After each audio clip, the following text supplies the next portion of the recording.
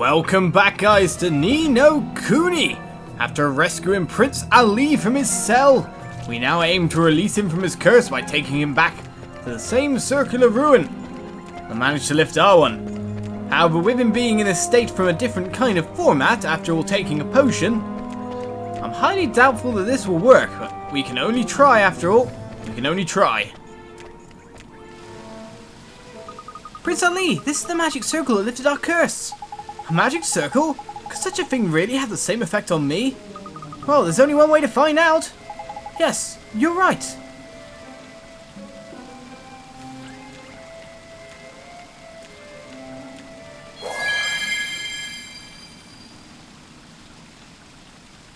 No such luck then, what? I don't understand. He's standing in the magic circle just like we did, and nothing's happening. The poor fellow's been like that for thousands of years. We were only cursed for a few minutes. I'm so sorry, Prince Ali. I didn't mean to get your hopes up. There was no need to apologise. I was rather expecting this to happen. I do not believe my curse will be lifted while Apep draws breath. He's doubtless using his own foul magic to strengthen his hold. Well then, it's pretty obvious what we need to do, isn't it? Mr. Drippy's right. There's only one thing for it. Surely not. Surely you're not going to try and defeat Apep. That would be unspeakably reckless. I shall assist you. I must... No, you can't fight him, Prince Ali. Not in your condition. Don't worry, Prince Ali. You can count on us. We'll defeat Apep and lift your curse. I believe you. Something about you makes me believe. Apep looks deep within these ruins. I shall take you to him. Deep indeed, but will this enable us to start using this obvious puzzle that's on the floor here with all these frog glyphs and the whatnot? Well, indeed, there's something here. What's going on, sir? Perhaps a key is required to open that door. There are no keys in these ruins, I'm sure. However, there was something written on the wall of my cell. I wonder if it's some kind of clue. 2 firm friends play leapfrog all across the floor. There was more as well, I'm sure. Perhaps understanding those words is the key to opening the door. Okay. More in his cell, he said. 2 firm friends play leapfrog all across the floor. So is this why there's loads of frogs around, yeah? Perhaps a key is required, I know. There are no keys in the ruins. We need to find the rest of the information, possibly. Just sounds like we're moving them around in a clockwise or anti-clockwise direction with them leapfrogging over each other. You know what I mean? Like, one has one spot, so it goes ahead to the next spot. That's a leapfrog, isn't it? There's something written on the wall by you, man! 2 firm friends play leapfrog all across the floor. Oh, there's more! Each one gamely going where the other was before. Doesn't make much sense to me, man. Each one gamely going where the other was before is not leapfrog. I mean, the purpose of leapfrog somewhat is to go forward. You don't trade places. You trade leads, I guess. Right then, this is obviously some kind of trick, some kind of statue puzzle, because we've seen these before, so puppet on a string is what we really need. Right then. So, if we were leapfrogging, for example, we would go 1 and say there was a statue here, it would leapfrog to here if we were going a clockwise direction, if you know what I mean, or if we were going anti-clockwise, it would be here, leapfrogging that one to here. Each one going gamely where each other had before doesn't really work in that fashion sense, does it? Right. So, for the second line, put them where each one was before.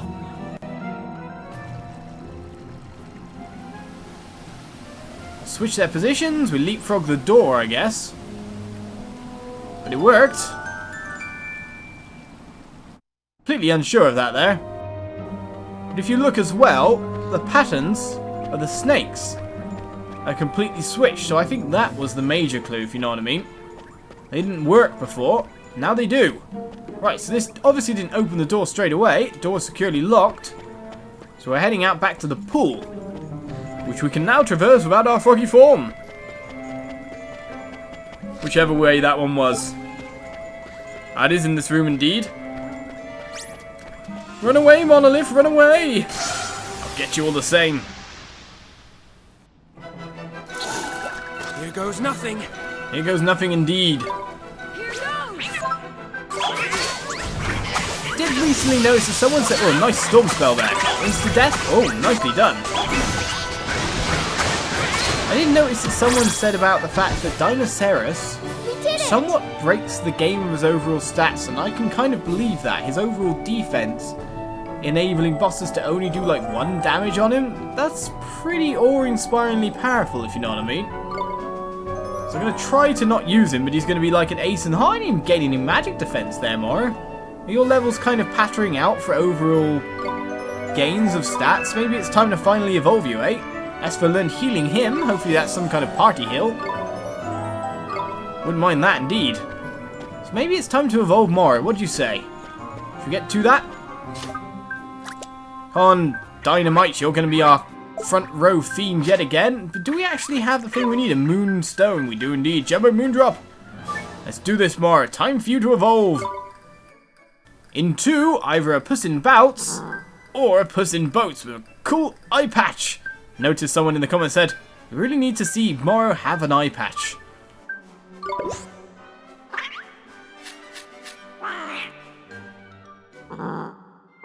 To one of the coolest looking familiars in the game. Pirate Kitty! Moro metamorphosed into a Puss in Boats. Pretty cool looking, that's for sure. And a black cat just like my cats. That's great. Look at her. Of course, we can also evolve Burknana, but maybe we'll wait for another level or so with that.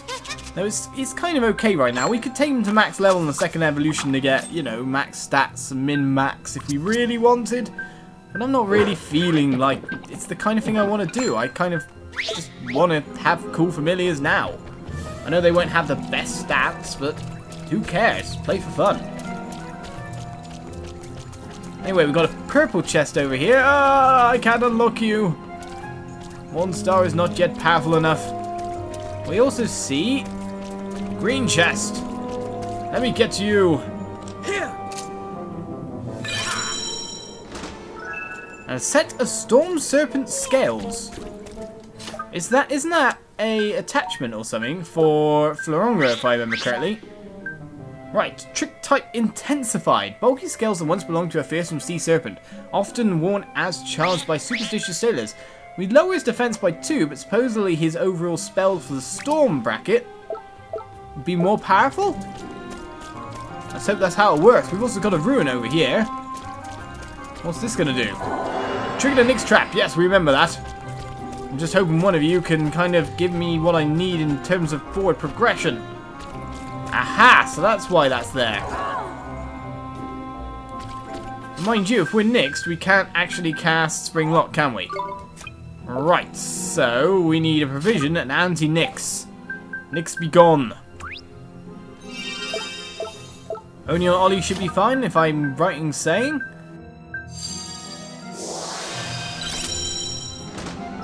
We obtained the serpent. Oh, the key. Okay then. We got what we needed.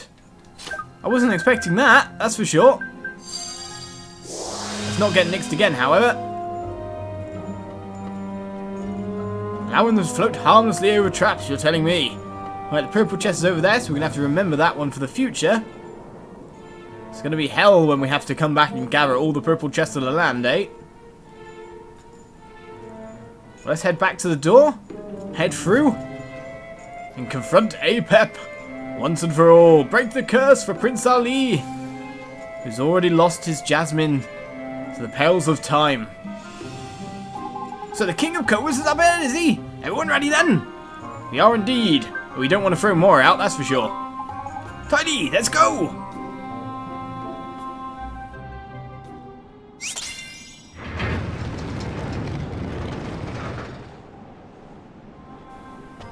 Through the door, he says, but one thing I wanted to do is just move you along more.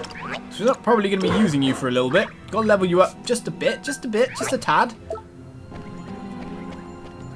Right now, Mighty Boy is our go-to guy yet again. Of course, Dinosaurus Frieza is more powerful, it seems.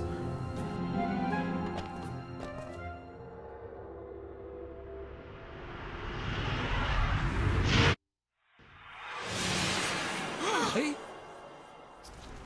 Whack.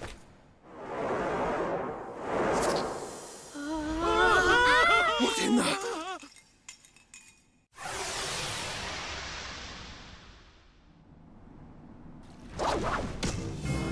Okay, he's some kind of Egyptian Cobra type looking guy. Get out there, Dynamite. Hopefully he's got a weakness to fire. He does indeed have 40 might. Though he also has a crazy amount of... Don't you dare use these abilities on me. Okay, that didn't work. I was hoping that would stagger him. Using such a strong attack, but brilliant element with death rattle hits. And what would it do? Confuse? Curse. Okay. That's not too bad at the moment. Yeah, you can keep healing me there, Go-Go. That's cool. Seems Bergnana's out. We're going to defend that one. So it's an AoE attack, not just a straight attack. Let's try to keep him facing the other way from the rest of my party members. A flippin' snake, I do! Make sure that slimy so-and-so doesn't come anywhere near me, Ollie boy, I'll faint! He flippin' hates them! Me and my phobias weigh me down, they do! Oh, there's an idea! Pop something heavy on top of that thing and it'll soon stop slithering! Use magic if you have to! Something heavy? Okay. I've got an idea for that. Though we do want to have you defend just for a second there, Mighty. But you are broken right now. You can curse me, no problem. It's a slow spell, which I think is what we're intending to use on you, yes? Something heavy, you say? Well, reduces a single enemy's agility. We can try to burden it. Is that what you were after us doing? Did that actually work? Maybe I've got to cast it multiple times. I missed that time. I think it hit the first one. I don't think he's going to hit me from over here, but I'm a bit worried about everyone else's HP right now. And that seemed to work indeed. Right. Get out there, mighty boy. Wail away. Right, the golden glim coming down, and we know his weakness. But I do want to find out what the other guy's special abilities are. We know that Ollie boy's got the right element for this.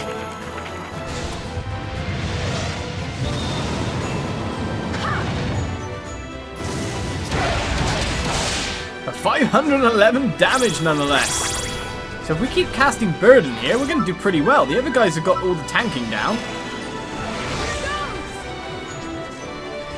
We missed that time. Let's keep hitting him with the thing and get our chance back up again. It was Burden that triggered it, wasn't it? I think it was. Only if it hits, I imagine. The other guys are wearing him down quite well. Oh, it doesn't seem to work anymore. Maybe it was something completely different that we managed to hit him with. Nope, it was Burden indeed. Just have to keep casting it until we get it right. Get in there, mighty. I hope another golden glim drops. No such luck. Mind you, no need to keep doing it with the actual strategy, is it? So that sounds horrible. Didn't hit me. Take the big hit, sir. Come, mighty, take down that last bit of HP. We nearly got him. Hack him down. Dynamite.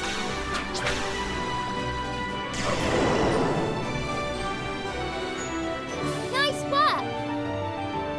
A little bit of perseverance and Burden worked in our favour. And look at Mora level up there. 13 levels. I wonder what the stat gains were on her. Alright then, Dynamite leveled up. Frieza leveled up. And Mora gained a hell of a lot of stats all in all, though that is 12 levels of growth. So overall that was about 3 every level of attack. It was fairly good gains overall. Magic defense, of course, is a lower stat all in all, but evasion and all that, great. Be able to start using you soon enough, eh, Mora?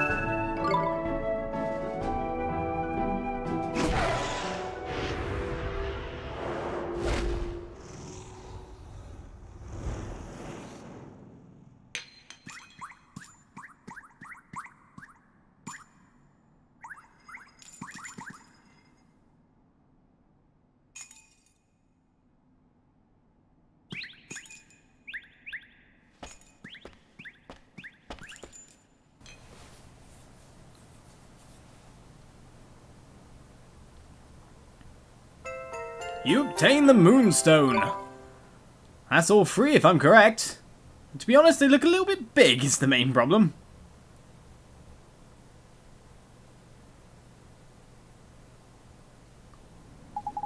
This is it, one of Mornstar's magic stones. So that slimy Apep had it all along, did he? Good work, Ollie boy. I am speechless. I can scarcely believe that Apep's been defeated, and yet... Prince Ali? Is this... It's the curse! The curse is lifting!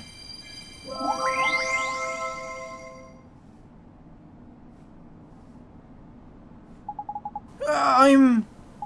Prince Ali! Wow, it's a miracle! He's human again! After all these years! It seems I have returned to normal.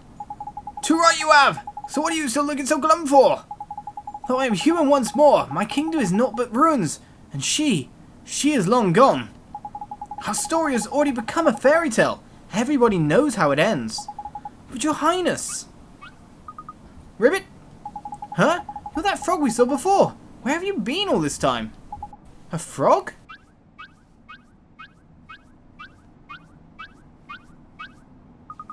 You know, this frog helped us back when we were cursed. In fact, it led us straight to you.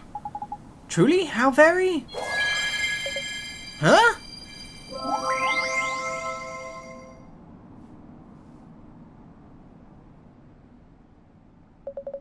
Where the heck did she come from?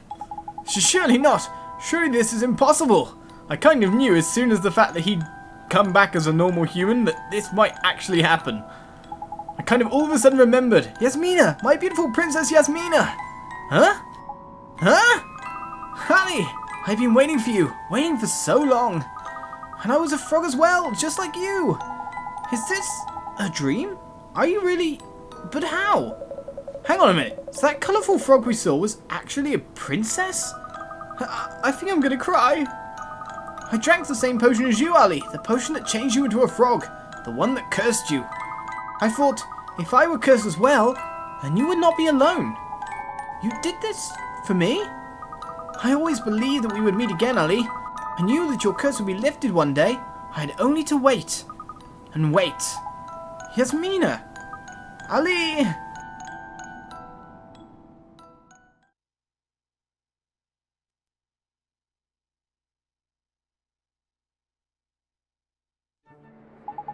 Thank you. From the bottom of my heart, we need not worry about us anymore. We're together again, and that is all that matters. Yes, we will finally be able to spend our lives together just as we always wished. Where are you gonna go? I didn't want to mention it like, but your kingdom, well, it ain't what it was. Seen better days and all that. That is true, though this is also a magnificent city in its own right. I feel sure that we can make it our home. Indeed, it is a fine city, and we should not dwell on the past. We should think about what we can contribute to the world of today. Have you considered becoming babana merchants? My father really enjoys it, and the free babanas are a real bonus. Babanas? What are they? Oh right, I suppose they didn't have babanas back in your day. You really should try one, your highness. They're delicious. They sound wonderful. I cannot wait to taste my first babana. Huh. It's nice to see you smiling. You're really lucky to have been given a second chance at happiness, you know. Don't let it slip away. Swain's right. You've waited thousands of years for this moment. Indeed, and it's thanks to you that it's finally arrived. You know, Esfer, I think you'd better change the ending of that fairy tale. Oh yes, absolutely. What will the new ending be? Let me think. And they all lived happily ever after? Please wait. Do not be so hasty in writing the ending of our story, I beseech you. Yeah, I suppose this fairy tale isn't over yet, is it? Certainly not. Indeed, I feel that it is. To be continued. Haha! Right. Let's get a move on, shall we? I reckon the happy couple might want some time alone. Oh, of course. Huh? Why? You've got a lot to learn, Ollie boy. You really have. Anyway, that's quite enough talk. Let's get walking. We've got things to do, you know. Yes, we should go. I'm sure we'll be seeing this fairy tale couple again soon anyway. Will we indeed, I wonder? Please don't get heartbroken. The unswerving loyalty of two loving hearts has unlocked a story in The Wizard's Companion. You obtain a new tale of wonder, The Bear Man and the Princess's Tears.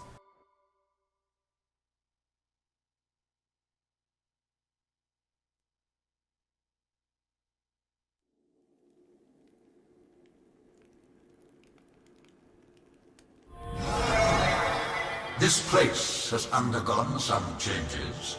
Its halcyon days seem far behind it. Halcyon. All that is left of that kingdom and its people is the empty citadel you see before you. You have regrets. Destruction was the destiny those fools deserved. The choice you made was correct. Well, well. I never thought I would hear you say that. Now, Councillor, to what do I owe this pleasure? I came to inquire about your intentions. My intentions? Your intentions for this world. A world I believe you would protect. Am I not correct, Doubtjin? It is only a matter of time before the forbidden spell is used again. Does the thought not seem disagreeable to you? We all share the same views of this world's pitiful denizens. Their lives are no longer of the slightest value. I see. And you are quite sure of this? My deeds shall demonstrate that I mean what I say. Watch as the frail hopes of the people of this world are torn from them and turned to the blackest despair. So you would have them share your fate. Very well.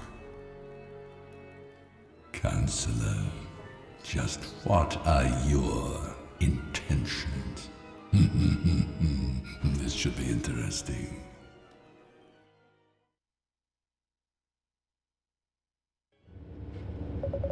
By the skies, you're swift boy, I'll give you that. It seems you have yourself a full set of magic stones already. We couldn't have done it without Tengri. There's nowhere he can't fly. Ha ha ha ha! He's done me proud. He may be a mere fledgling, but he has all the makings of a legendary dragon. Now you know what needs doing next, I take it. Those magic stones need to be reunited with that wand of yours. And yes, as I noticed during the cutscene, they're way too big for Mornstar. I mean, obviously we're gonna have to do a little bit of magic-y, jiggery pokery.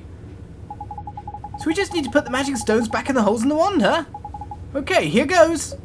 Arr! Uh-oh. Huh? That never fits. No magic-y, jiggery pokery. Flippin' heck, what's all this about? They're the wrong blooming size, aren't they? Are you blind or something? I guess I didn't think to check. I mean, we were so busy looking for them. I only noticed with the last one. You're not seriously telling me we've ended up with a bunch of worthless counterfeits, are you? No, they're real, of that there can be no doubt. The keepers of the stones you crossed swords with were real enough, were they not? They were real. Not wheel, as I was about to say. Then why don't they fit the wand?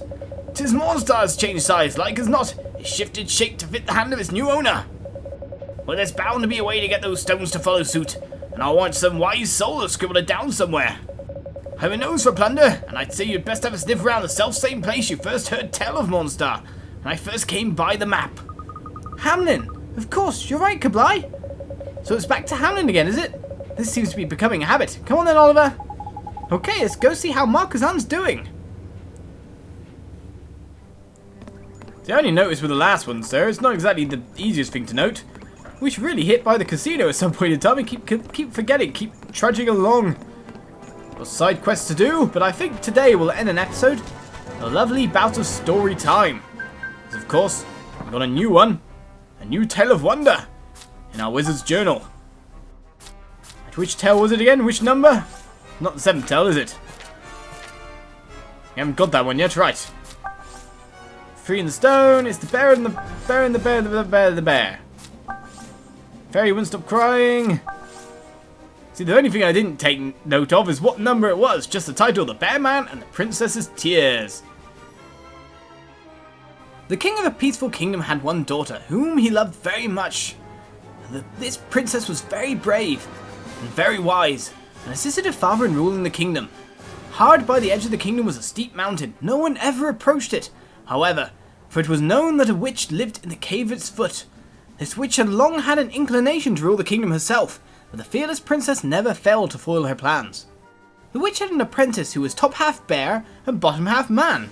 This apprentice was known as the Bear Man, for that was his name, and was fearsomely strong but very dull-witted, and always carried out the witch's commands to the letter. One day the Bear Man was in the cave making potion, when the witch returned with a young woman. It was, yes, the princess who was always ruining her plans.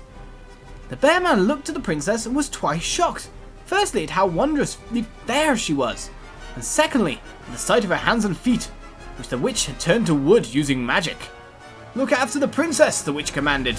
The Bear Man, "Do not let her get hungry or shed a single tear, else there shall be trouble." The Bear Man immediately went to fetch some fruits and preserves from the larder. Since the princess's hand had been turned to wood, the Bear Man tried to put the fruit in her mouth directly. The princess turned away from him, looked instead at the witch. "What will you do with me?"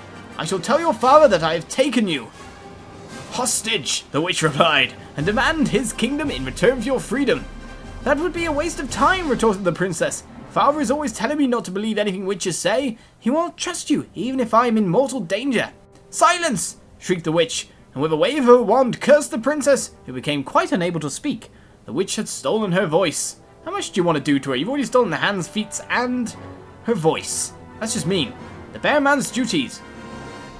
The next day, the witch went to the palace to negotiate with the king, and it was left to the Bear Man to provide for their royal hostage. The Bear Man liked looking after the princess. He felt sorry for her. With her wooden limbs and stolen voice, he tried his very best to take good care of her. The Bear Man was in fact very kind, you see, and despised doing evil things. He was happy knowing that the witch would not scold him for being kind to the princess. After all, it was the witch herself who had commanded him to look after her. But while the princess did not shed a single tear, neither did she smile so much as once. The Bear Man used the finest ingredients to cook dishes that he hoped would make the princess happy. When the meals were served, she would do no more than stare at him in total silence. Now the Bear Man knew that the princess would only smile when her hands and legs were free again, and she had regained her voice, but the Bear Man could not lift the curse himself, and knew that the witch would never do it. All he could do was continue to cook fine meals for the princess. Princess who wouldn't cry. Several days passed, and still the king would not listen to the witch's demands, just as the princess had foretold. This did nothing for the witch's mood, of course, and one morning, when the Bear Man was bringing food to the princess as usual, the witch shouted at him, "Why are you wasting such good food on her? Anything will do as long as it stops her from crying." "But I thought that the princess would be happier if she could eat fine foods, mistress. Who told you to make her happy?" With that, the witch snapped up a wand, with a flick of her wrist, rendered the prince stony deaf. The princess now cannot hear. How much evil does she want to do to her, really? She then proceeded to tell the Bear Man a secret. "There is a reason why I told you to stop her from crying. If she sheds but a single tear, all of her curses will be lifted at once." The Bear Man now realized that the witch had not wanted him to be kind to the princess or to look after her. She had simply wanted him to stop her from crying.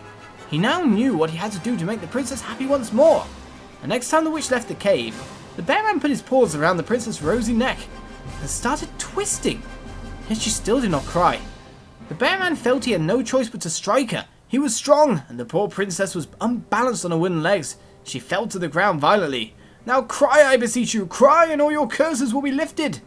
The deaf princess lay on the ground, clearly in pain, yet still she did not cry. She simply continued to stare directly at the Bear Man. The Bear Man, for his part, resolved to treat the princess with great cruelty. He stopped feeding her, set snakes and insects upon her, and pulled out her beautiful golden hair. The Bear Man tried his best to be brutish when he looked upon the princess. In agony, he felt so sorry for her that he started sobbing. Though he hurriedly wiped the tears away with his big paws, knowing he must not let the princess see him crying, it was too late. The princess had realized that something was amiss, and resolved not to shed a single tear no matter what ordeals the Bear Man put her through. The Bear Man snarled and bared his teeth, and treated the princess more cruelly than ever, but the princess was very brave and very wise, and did not shed a single tear. A month passed, and the witch visited the king once more. When she returned to the cave this time, however, her mood had changed. The king refuses to negotiate, and there is no point keeping her hostage anymore. It is time to kill her. Upon which she waved her wand once more, sending a deadly arrow whistling towards the princess.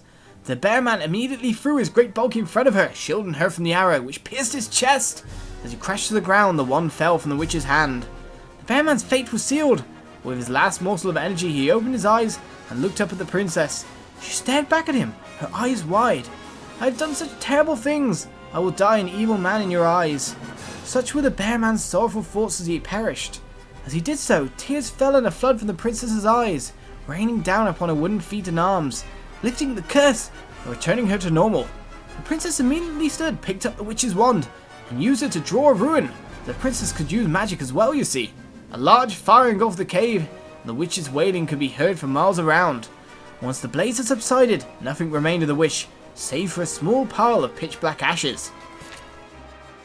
At that moment, the bear man was brought back to life as a beautiful young prince, for his dull-witted bear form was nothing but a curse imposed upon him by the wicked witch. The prince asked in a weak voice, when he was still upon the brink of death, "Your Highness, why did you cry for me?" "Witnessing your death, it filled me with a terrible sorrow. Had I only known that crying would lift my curse, I should have done so far sooner. I see now that you were trying to help me, even as you did those horrible things. I treated you terribly, Your Highness. Please forgive me." "Of course I forgive you. You are a kind person at heart. For that I am truly grateful. Now please do not die." Upon hearing these words, the prince shed one final tear and breathed his last. The princess stared at the prince's lifeless body for a long while before picking up the wand once more with conviction. She had settled upon a course of action. She would cast Ashes of Resurrection. Upon casting the spell, the cave was filled with white light, restoring breath to the prince's lungs as it shone upon him. The princess's spell had brought him back to life. The very next moment, however, the princess fell to the ground. As she lay there, she raised her face and asked the prince, "Who are you?" "Ashes of Resurrection is a forbidden spell," he replied mournfully. "Those who cast it always pay a terrible price. The price you have paid is your memory of me." And the prince's eyes filled with tears of terrible sadness once more. "Why are you crying?" asked the puzzled princess. "Because something important has been lost." Upon hearing the princess's next words, however, the prince could not help but smile. "Well, perhaps together we may make it anew." And so is the end of the story and the end of the episode, guys. So join me for more Ni no Kuni next time. We head out once again and see if we can kind of solve the Mornstar dilemma, the Mornstar problems. Join me then. Bye-bye.